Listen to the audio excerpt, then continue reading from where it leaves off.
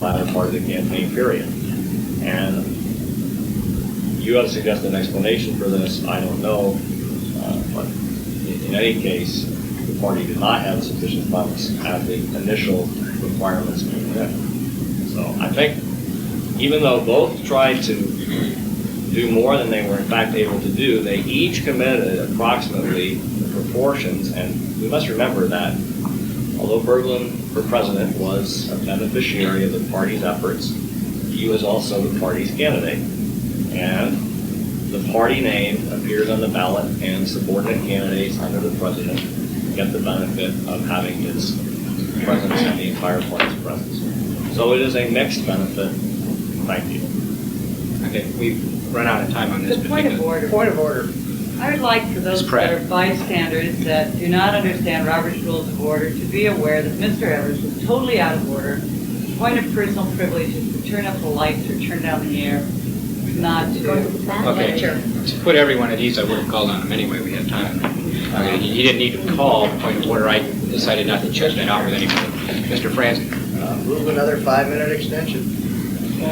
Second. Without objection. Objection. All right, we'll move to a vote then on the extension. All those in favor of extending for 5 minutes, please signify by saying aye. Aye. Those opposed? Aye. Division. All right. All those in favor of extending for 5 minutes, please signify by raising your hand.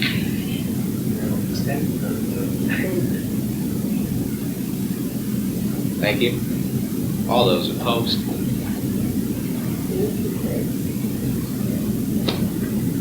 Fails.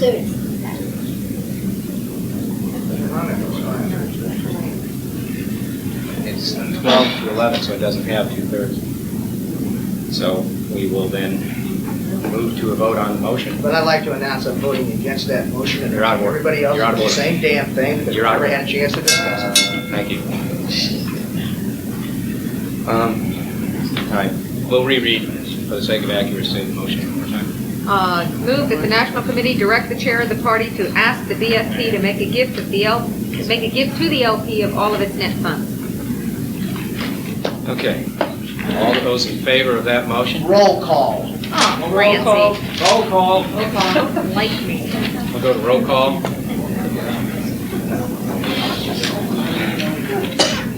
This is again on the Clark motion. On the Clark motion. Hartman Davis against. Dave Walter. Yes. Alicia Clark. Yes. Ruth Bennett. Aye. Ed Clark. 4. Steve Fielder. Yes, for the Pass. That's a yes. Dale Hemming. Yes. Matt Monroe. Yes. Murray Rothbard. No. Steve Delicio. Bill Evers. Pass. Mark Hinkle. Yes. Dale Pratt. No. Skip Barron. No. Della Scott. Yes. Emil Franzi. No. Hugh Butler. Chad Colopy. Abstain. Carl Wetzel. No. Jerry Walsh. Yes. Jim Rustad. No. Norma Skoog, James Agnew, Gary Johnson. Yes. Barb Carkett. Yes, ma'am. Paul Kuhnberger. Yes. Siggy Kress. Yes. Lee Weber. Aye. Dave Somm. Yes. Gerald Nyron. Steve Fielder. Yes. And Bill Evers. Yes.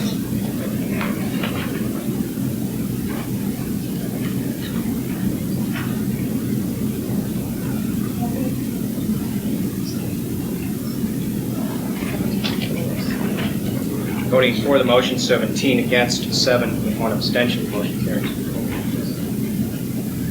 Okay, inasmuch as the Finance Committee has completed its report, the motion has been moved and voted on and passed. We now move to the next item on the agenda as amended earlier today, which is item 6A for 15 minutes, the Audit Committee.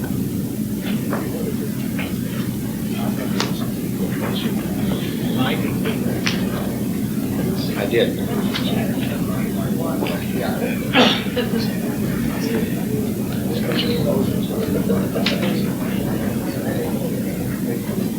I've just had a chance to hand out my audit committee report. I want to keep this very brief. It's been kind of frustrating for me because the audit committee contains a great deal of detailed information about some of the items already discussed. And in fact, I may be mistaken in what I have come to conclude, but I may have some solutions to some of the things that have been discussed already. Maybe for once I can solve problems instead of just leaving them up. I hope so, because I think a lot of things that have happened have been confusing to people, and a lot of the information has not been available, and frankly some of the interrelationships about what's happened with the loan funds and emergency committee funds and so forth have been very confusing. They're confusing to me. My report is simply an opinion that you can consider. The first part of it just says, I'm happy that I have this opportunity. I'd like to thank Perry Willis and David Kelly. I do want to disclose for the umpteenth time that I can't audit myself. I'm also a creditor. Listen to me with great suspicion. Cash disbursements. I looked at 38 checks. I looked at everything that was possibly suspect. There really wasn't anything. I did notice that we did violate our $1,000 limitation. This was done by Mr. Willis right after he arrived. The disbursements he made were, I think, in accordance with normal expenditures. He has informed me that this was an oversight. The checks did clear the bank. I got one of them. Thank God they cleared.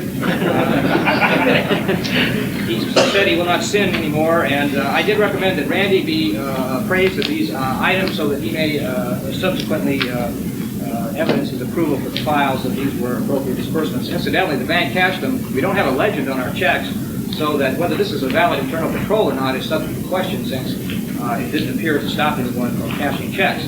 I have mixed feelings about that, but we all have to be aware of this as a control risk. Secondly, we did have 2 disbursements of severance pay for 2 former employees. There wasn't any written approval, although Perry did get verbal approval from Randy, and I do recommend again that this be put in writing for the files as a matter of form. Cash receipts, tested 4 days, everything is fine, although we are about 6 weeks behind, 5 weeks behind on posting our daily FEC reports, which we must maintain in case they audit us. It's a burden on our computer resources, probably not the top priority. Perry would be working on this to catch up, and basically it's important that we don't get too far behind, because once you do, you never get caught up. Internal control. Auditors always talk about separation of duties. When you have 2 paid employees, separation of control, separation of conflicting responsibilities is impossible. It increases audit risk. You ought to be aware of this. If you have 1 employee, it's even riskier. Then he goes to Brazil and all of our problems are over. So my recommendation is, as soon as possible, we try and diversify conflicting responsibilities from an audit point of view. Obviously, we will do that at the proper time. Computer oversight. I've been informed that our computer oversight committee is basically vacant, and I'm sure this will be addressed at the subsequent AFCON meeting. In addition, our current computer operator, Tom Ratloff, who is here, has been working as a volunteer since May or early June, and I think we ought to appreciate that Tom has done a great job for us. As an auditor, I must say that these 2 situations where we don't have a formal computer oversight committee, where essentially we don't have normal management and control over our computer operator, in the sense that this is our most valuable asset, does introduce an audit risk. Those of you who are familiar with working with volunteers know that volunteers sometimes leave, they sometimes quit, they sometimes do something that you don't want them to do. You can't fire them, you can't threaten to cut their pay, and I don't think that personally Tom is a problem for us, but as an auditor I must report that this is a situation that does introduce some audit risk, and obviously the solution for that is to reestablish a computer oversight committee that does have detailed knowledge of what computer changes are going on, which I understand are considerable at the moment, and we need to have some outside look at that. Secondly, of course, I think Tom has echoed this, that we should, as early as possible convenience, restore normal management control over computer operations by paying someone to do that, rather than relying on generosity. And that may seem strange in light of all the circumstances, but that's, from an audit point of view, I think something you need to consider. Now we get to the meaty part, unauthorized loan. I have in my exhibits here, and you might look at the very back of this report, copies of David Bertman's letter to Perry, copies of the check. There's also some other things I'll get into. I have a chronology of events here, basically so we all understand what happened and when. I think hopefully the steam has gone out of this discussion. It is quite clear that from an audit point of view, this, at least on the surface, appeared to be a violation of the bylaws, and I think there's also some complications because all of the amounts in this loan changed because the actual size of the loan decreased as the purpose of the loan finally was realized. There were some conditions on the loan, including a condition about some proceeds being raised by this project, which I think certainly raised questions about how much a lender can dictate, although that's to me sort of a minor point. I think the final purpose of this whole thing is to say the nature of the lending entity was, and this was unfortunately something I kind of came across at the very last minute, in trying to figure out what was the story on this loan, and indeed it was a problem, what could we do about it? Because in my opinion, the bylaws govern the AFCOM, not vice versa, and it's difficult, even if we all think it should be done, to contradict these bylaws. But looking at the check, it occurred to me that we did set up this Libertarian Party ballot access fund. It was authorized. There's a copy of the minutes in my exhibit 3, I believe, directing Sharon Harris to set this up with a separate budget and to report to the NATCOM in 60 days. Now, apparently, and some people may know more about this than I do, I think we've recently found out that perhaps what happened was that the Bergman campaign, and I may be just conjecturing here, funded their ballot access effort with some campaign funds. I don't know if that's the case or not. Then the Libertarian Party Ballot Access Committee lent money to the Libertarian Party General Fund to fund the fundraiser. Now, in original discussions with Perry and David Walter, they were of the opinion that this was an independent outside loan just like anybody else, and I tended to think that's the way it appeared. But going back to our infamous bylaws, you'll see on Exhibit 4, I believe it is, or perhaps it's my exhibit, yes. We do have a clause, Article 6, sub 1 says no affiliate, no entity, nobody on earth can claim to be the Libertarian Party except an affiliate party organization, made basically defined further as a state party, period. And there is no provision for us to license, franchise, or otherwise lend the name of the Libertarian Party to any action whatsoever that's outside the normal operating controls of the National Party. And in fact, I don't think this was intended when we authorized the establishment of the Ballot Access Committee. So, what is the gist of all this? And I think perhaps it's an unintended consequence, but perhaps it solves the problem that seems to be raising a lot of questions. First, about the Bergman campaign funds. I might suggest that perhaps the party, in fact, through its own bylaws, although perhaps Mr. Bergman might disagree, and this raises a third problem, which is perhaps one that can be easily solved, has in fact come under the control of the LNC in the form of the Ballot Access Committee, which is designed to be a separately funded, but nonetheless accountable organization to this body. This body, therefore, does have some sort of oversight and reporting responsibilities of these funds. Now, Mr. Walter seems to disagree, at least he did initially, but perhaps clarification of the situation will perhaps arise in a different outcome. But basically, the long and short of it is, we have a separate fund with a separate bank account under LNC control. Then, in fact, if we transfer funds to cover temporary operating conditions, I suppose with the approval of the managers of these funds, with the approval of the NATCOM, this loan is actually an intra-party transfer of funds, which we can all bless, and Mr. Bergman can get his money back if all works out right. And basically, all is required, as long as Mr. Bergman and Sharon Harris do not object, is that the budget be prepared and approved by this body, and that some sort of financial reporting and auditing and accountability procedure be established, so that the LNC does have some sort of formal control over this particular operation. And with that, ladies and gentlemen, the rabbit is out of the hat. Suddenly, there is no problem. It's all our money in the first place. Now, this does depend on several contingencies, but it is the opinion of the auditor that this is consistent with our bylaws, and it does, in fact, solve a number of sticky issues that would have been previously raised. Now, this is the surprise contribution I have, and you all can choose to ignore it, but I will conclude with that and hope that we all do the right thing and solve all of our problems so easily in the future. Are there any questions? Mr. Paul. Point of information? No. Mr. Paul. Yes.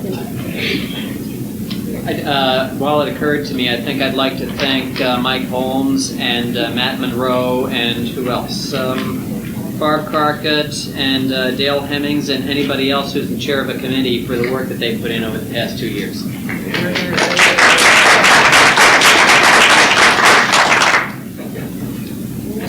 I have a question. It says here, and for me it was a surprise that the computer committee chair is vacant. I can clarify that. Ms. Carcutt. Excuse me, Barb, point of order. Do we have a communication, do we have a committee report coming from this? We do have a committee report We do coming. have Thank a you that committee. you're out of order. Would you like to defer? You're up in 2 reports. Yeah, I'll defer to my Thank you. report. Mr. Wetzel? Yeah, point of information. On Mike's whole thing about the Berglund for President Committee, it seems to me that the official name was Berglund for President. and it did not say Libertarian Party in there. However, It was a separate entity. yes, I realize they were separate groups. It is in fact true, though, that the check that was written to underwrite the fundraising mailing was written on a check, as you'll see in Exhibit 1, entitled Libertarian Party Ballot Access Fund. I am not privy to the details about how that fund, where the money came from, and what happened to the Berlin Treasury Committee funds, although Mr. Evers suggests that this transfer was made. But I think that the facts indicate that funds from the Libertarian Party Ballot Access Committee were transferred to the Houston office, giving it the appearance, in my view, of an intra-party temporary fund transfer for a particular purpose, not an outside loan. Now, that's, of course, my answer.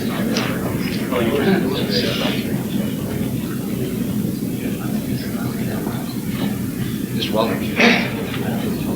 If in fact this ballot access committee is a Libertarian Party fund, then obviously the treasurer has been remiss, because bylaws require me to control it, to receive, expend, and account for the funds.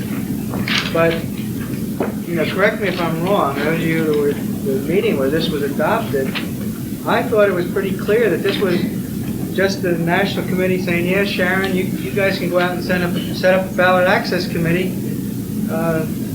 It's not an official part of the party, but hey, we commend you for doing it. And it was made clear that we wouldn't include it in our FEC reporting, that I wouldn't, as treasurer, have any contact with it. And if in fact that is wrong, then we have been removed. I don't think it changes the nature of the loan, though. I think you bring up a good point. I wasn't at the meeting. I am referring to the minutes in Exhibit 3 that is implying that, in my view, this fund be administered by the Ballot Access Committee. And my understanding of it is that that is an LNC action committee and is actually part of our normal working structure. And that I don't know what the intention was. This is you folks about to decide this, but the way this particular, unless these minutes are incorrect, it appears that perhaps it's just an oversight. What I think perhaps did happen was no one expected this ballot access fund to be so flush with cash quite so quickly. Perhaps we should all be happy about that. I certainly am. But I don't know how that affects the legalities of the thing. I think perhaps we were all aware of this. It's my interpretation. We may all decide this is correct. Mr. Butler. Mr. Chair, I agree with Mike on his interpretation of the organization called Libertarian Ballot Access Committee. I seem to remember that I was the one who proposed the funding technique that we agreed to. Yeah. The reason I proposed it is that it seemed to me that the party should move to a more fund management type of accounting system, where fund managers would have some autonomy over the use of the funds disbursement. I'd like to take this moment to advertise this Constitutional Bylaws Committee is going to report out tomorrow a more sweeping type of implementation of this very technique. I don't think Dave Walters is remiss per se in not oversighting a committee which was chartered by this by the NAPCOM. Other than that one consideration, I think that everything's fine. That the fund manager, in this case Dave Berglund, chartered by this committee, made an inter-party loan to another fund which was in need of it, and in essence could be considered an investment from his fund. I think it's all right and proper, and I'm glad it happened. And it seems to me that we're going to go more in this direction. The fact that we don't have bylaws at this moment in time specifying how these funds should be handled will be solved, I hope, in the next 24 hours. Point of information. If I got this right, I see a lot of other confusion around here. It would appear to me, because this here check says Libertarian Party Ballot Access Fund. Let me see if I got point 1 correct. That's our money. Is that right? Yeah, that seems to be what the major question is. Well, Mike, what do you think it is? Mr. Berglund has to speak to that. This is consistent with what I said. Now, I have since investigated. If I may expand on the point of I will information. yield to you, sir. I still have the floor. Okay? We'll come back to However we want to handle this parliamentarily. My understanding is that Berglund for President Committee has between $1,200 and $1,500 currently. It has not completed its filing with the FEC. is currently in court in a lawsuit and may have other potential calls upon its resources. All other Berglund for President resources have been transferred to the Ballot Access Committee. But you don't know at this point. I believe the total is 2,000, this is approximate, 2,000 plus the amount loaned the party should that end up being returned. That I understand, but I'm trying, Excuse me. however you want to term it, I'm trying to explain the numbers. And that's a guesstimate. I have not been keeping the books, but after the subject came up, I went out and asked about Whatever it. you're done, Bill. We could return to Mr. Francie after his yield. Okay, so we got the money, which would appear that the last 90 minutes or so worth of time we wasted beating on the $6,800 could have been resolved in the beginning by simply noting that it was moved from Fund A to Fund B. And the resolution asking Mr. Berglund for the money was probably moved because we already got it. Not to. Have I got that right? Excuse me, No, we there are was about some 2 other minutes. point that was really being made by you jerks. We will not accept that sort of behavior. Thank you. I'm asking that, Randy, I am asking that as a serious question. Is that the situation or isn't it? I think we What I'm all going to want to know. allow then, I'm going to allow for the answer to that question, but we have reached time on this particular matter.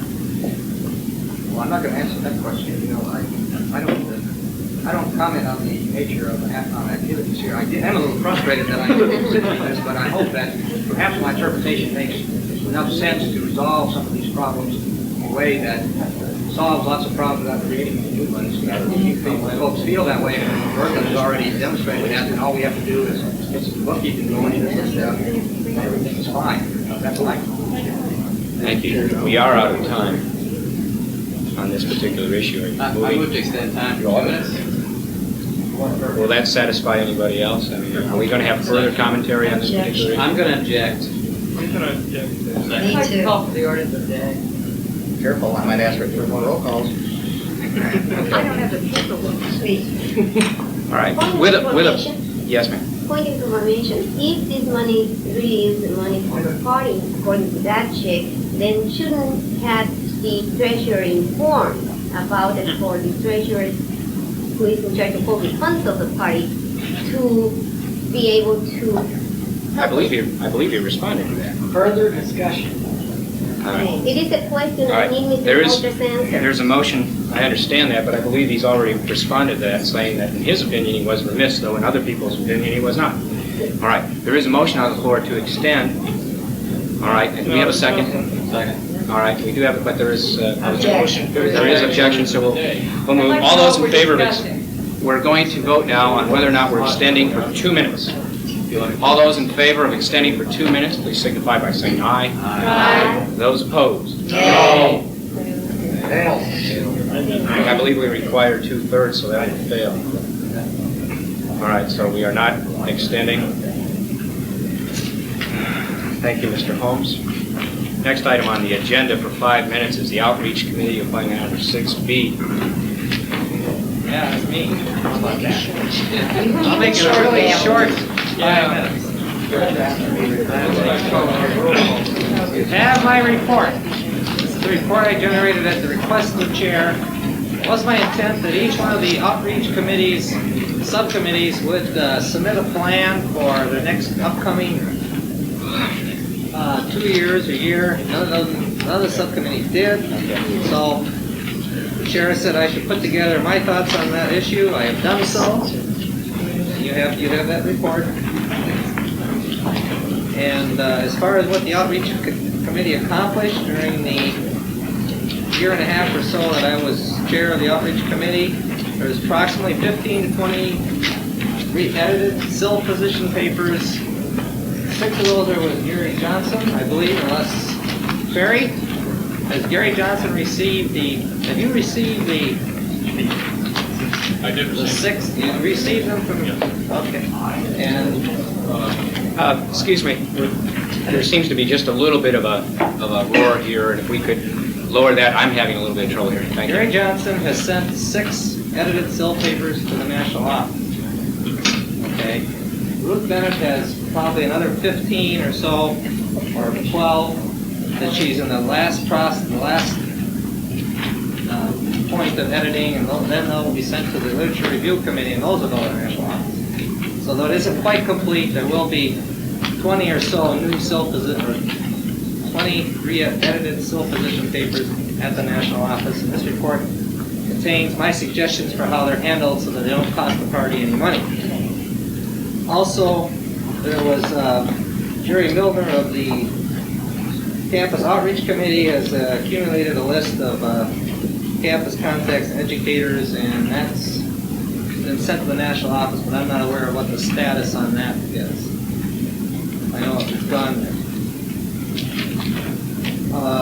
The only other thing I have to say is that I've been a little unhappy, or I haven't been satisfied with the progress of the Outreach Committee in general. It's been a lot slower than I hoped. You know, to some extent, I have not been successful in motivating the subcommittees or getting the subcommittees to accomplish as much as I'd like. And that's, you know, my responsibility. I'd like to resign from that position simply because I haven't demonstrated in my own mind the ability to pull that whole thing together. Maybe there's someone who's better at it. I would like to work on, as a member of several of these committees, and inside my report I list the specific areas where I think I could be of assistance and could help. I'd also like to work on work as a special projects coordinator or something like that, because I have access to a Watts line, and I can make a lot of calls at no cost to the party, and I'd like to volunteer for that position if I'm on the next NetCom. That's, you know, up in the air yet, because we don't know what it's going to look like. And so other than that, unless some of the outreach committee members have something to say, I don't have anything to report. Barbara? Yeah, that's a nice report. Did you bring extra copies in case we got new members of NACOM? Yes, I have additional copies to cover the reduced size of the new NetCom. Are there other questions of the Outreach Committee? Ms. Scott? Ms. Scott? Yeah, I haven't had a chance to read your report yet, Dale, but I wondered about Gerard Milner. After I got what I got in the mail, I wrote to him, and then I was in New Jersey later and in New York, and I never heard from him now. Has anything been heard from him at all, or what's become of this project, do you know? I really don't know. I've been trying to contact him myself, and I have not. I suspect... No, nobody in New Jersey that I talked to have heard of him. That doesn't necessarily mean anything. Well, he really exists. Because I have talked to him about 2 months ago, and since then I haven't been able to reach him.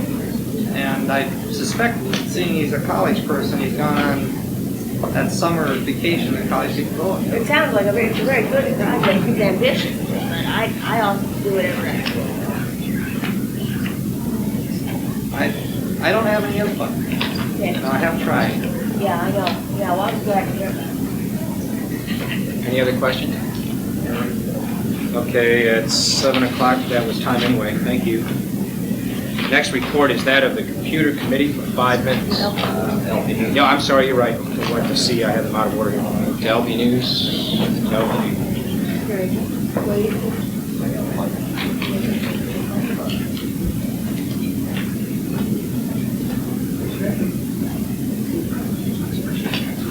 So I will make the LP News Committee report very brief. Basically what I've done is just prepare a chronology of what I know to affect the publication of LP News. Basically, it's gone through 3 major variations until it was clear that funds were not available to publish it. And at the moment, I have not informed any of my advertisers or anyone else about exactly what the plans are, since I don't know. And I'm sure that this will clarify itself, or maybe it won't, but at any rate, please don't ask me what the next issue is going to be on. I do have a little summary of my unpaid bills. I would like to be very happy to report that my March-April issue amount is actually $500 smaller than what's listed. I would like to thank Perry Willis for that. A couple of other items, just for the record. The authority of publication of LP News stems from 2 sources, both from the National Committee. One from the budget, of course, which gets changed periodically. The second from Standing Resolution 221, which governs in some detail all the operations of LP News. In case someone was wondering, this is probably where we should first go to work. And I think the temporary suspension of the publication is part of the emergency situation, at least in my viewpoint, and the viewpoint I think probably members and subscribers, rather than normal policy. I certainly, that is certainly my position, and I hope that we can continue producing an organ for the benefit of members. Circulation decisions are also governed in Resolution 221, in some detail talking about who should get it and who should get extra copies. Of course, all of this is subject to NACOM approval and decision, but this is basically where these decisions come from. Also, National Chair Paul Grant agreed with me to have a circulation for advertising purposes. Finally, I will just end my somewhat uneventful report, since you all haven't gotten that from me, by saying that I think it's important that we continue this. I think it's very important that we inform our members of what's going on. Some of the stories you haven't heard about include the Libertarian position on the Council of Economic Advisors. That's kind of exciting. Paul Jacobs' persecution and incarceration. I know his seminars canceled here.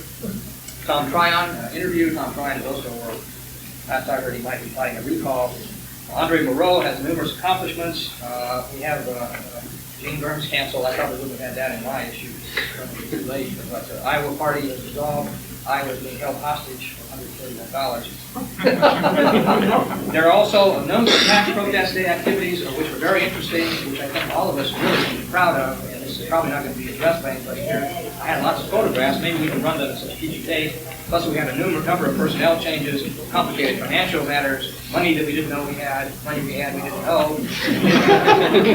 All of this, I think, we would all probably have a more productive time here if we were all better informed. I think, generally speaking, that is a worthy objective of this body. And so we have one like commercials, and I'm happy to answer questions at this time. We have 2 minutes remaining, Mr. Hammond. Mr. Holmes, there's one thing that really bothers me about this last 90 minutes, and it's that we have information here that nobody seems to be aware of. Now, the report's fine. Why isn't this information in the chair's hand? Because obviously we could have gone ahead and done this without asking the officers or anything else. We have not, it seems people have not been communicating. And this is causing a lot of trouble. Excuse me. Allow Mr. Hemming to finish his statement. That's really a problem. I'm not addressing him so much. I'm addressing the entire committee or the officers. Why aren't we communicating with each other? I hear this in Matt's report. He's not communicating, and the national office isn't communicating with it. The chair doesn't know that this is really our money. What's going on here? Why aren't we talking to each other? That's all I have to say. Mr. Chairman? Mr. Evers. I'd like to ask if Mr. Willis can clarify the details on how there may have been a misunderstanding about the words of this check and so forth. Because I think that's what's... Off of that, please. This is LP News. I think we should indulge ourselves and hear 2 or 3 sentences from him on this. It's something that's irritating all of us in the back of our mind because we're flabbergasted. No problem. There's 10 seconds left. I was going to deal with this in my report. The reason this occurred... In lieu of that, He may never get to that. We're almost out of time. We've been out of time for over an hour. Yeah, right. Point of order. Mr. Franklin. I believe this dinner and a foreign policy debate is still hanging over this body. I also believe this body has a hell of a lot left to get through. Is the schedule permitting us to adjourn, recess, with time certain after the foreign policy meeting so we all miss it? And we all don't get to get out of the bar and do what I want to do.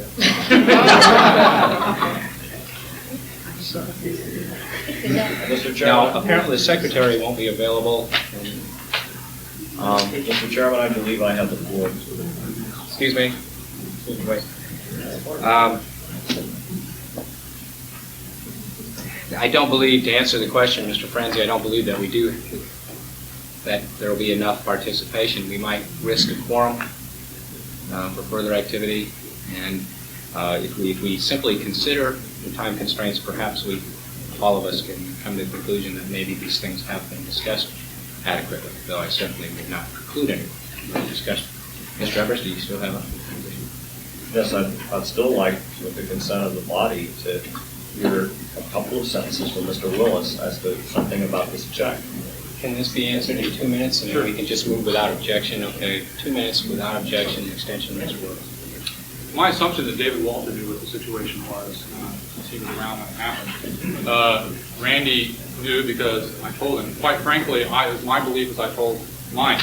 that we were in technical violation of the bylaws of this loan.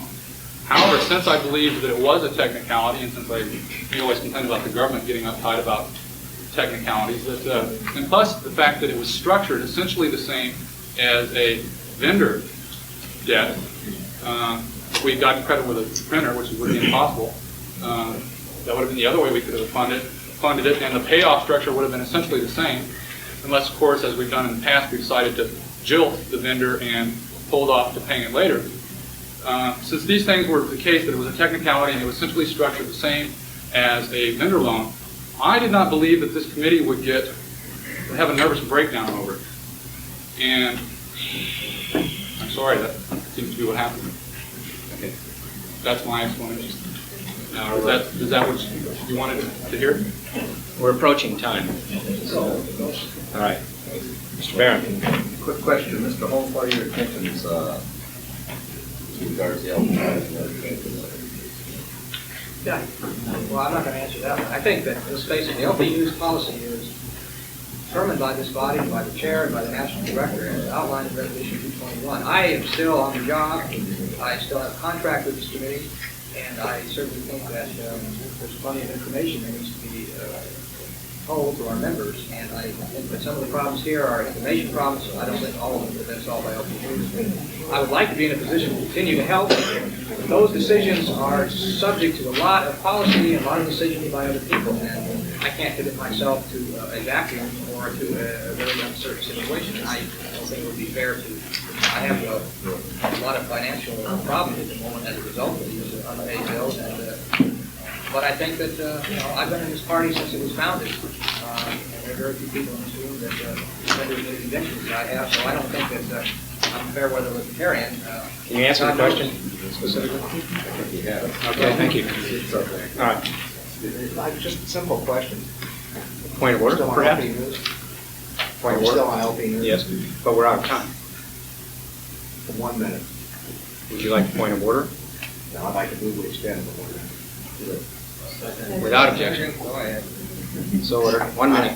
Mike, I don't know why this suddenly comes to me in the middle of this particular discussion, but if the auditor and the LP News editor, perhaps you can answer. We are currently in debt to you for how much money? Oh, approximately, it's about 4,300.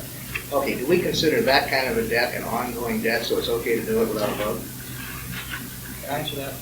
Yeah, there is a specific payment provision in my contract, and normally it's considered a regular trade payable. And this is how it is, what the normal situation was until after the election. So it's a vendor debt, which is like a telephone, although I'm not a telephone. I just want to make sure I got this clear.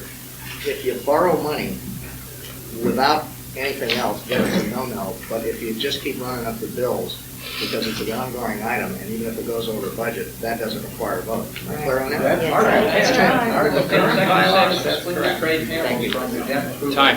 Thank you. All right. Thank you, Mr. Holmes. Going to the computer committee for 5 minutes.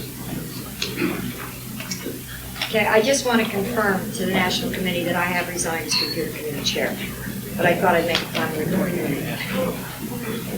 I want the National Committee to know that I have not heard a word from headquarters vis-a-vis the computer since Susan Van Dyke left. So I assumed everything was status quo, okay. Tom Radloff never called, Honey never called, Perry Willis never called, nobody called, Randy didn't call, and nobody called. I haven't heard from anybody, which is one of the reasons why I resigned. I did call Perry Willis, and I did after I resigned, and I called him and talked to him about the computer because he had written me a postcard saying that he had read my reports and that he'd like some advice or whatever it was called. So I called him, and I offered my services to national headquarters as a consultant, free for nothing. Because as a consultant, I just might be able to write off all the expenses to Houston for taxes. After talking with Tom Radloff today, this afternoon, I have ascertained that the whole system has been restructured and reprogrammed. It is not as I left it last December. For good, for bad, for indifferent, I don't know.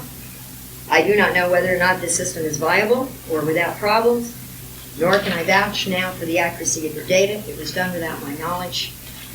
And I have no idea what's been going on. I do not know when Tom started this restructuring. So I have, the last time I talked to Susan Van Dyke was that she said that Tom was there, now this must have been back in December or January somewhere, and had put Pascal on the machine. And all I said was, please have him move it to the removable disk so that there's no danger to the main disk. I understand that's been done. This is not in my report because I simply didn't see it until after I'd written it.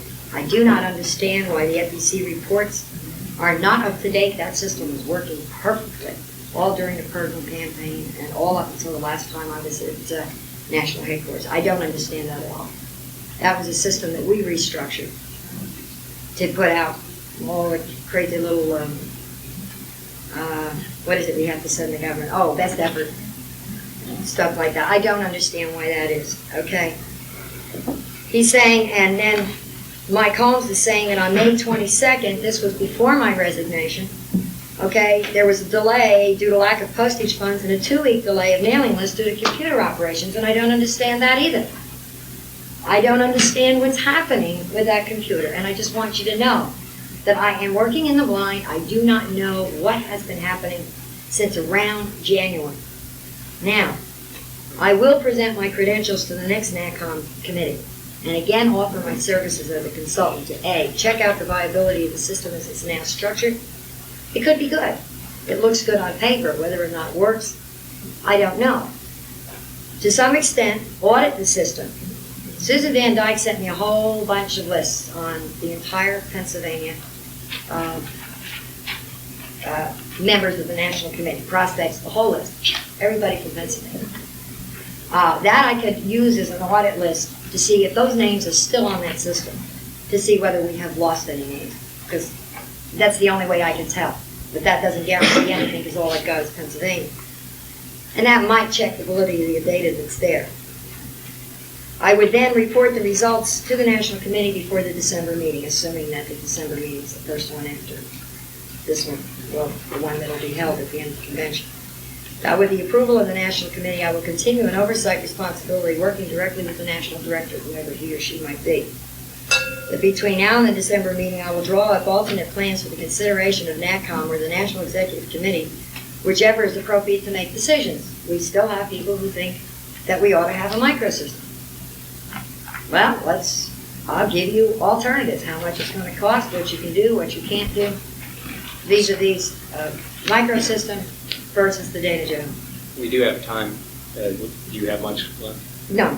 If NACOM agrees to use my services, I will need some authority, which has been bypassed since last December or January, to guide the direction of the development of the computer services of the national headquarters.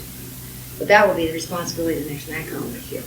But that's exactly where I stand, folks. I just don't know what's going to happen. I've been bypassed completely. Yeah. Questions? Mr. Hammond. I have a question for the chair or national director. Why is it? Why are we not communicating with the committee chair? I did communicate with her, sir. That one postcard. That's it. And then she called me. Another member of the computer committee actually called the chair several times, and I returned the call several times. I know that that's unheard of, but I was communicated with by a gentleman by the name of Craig Franklin, and we talked at great length about it, and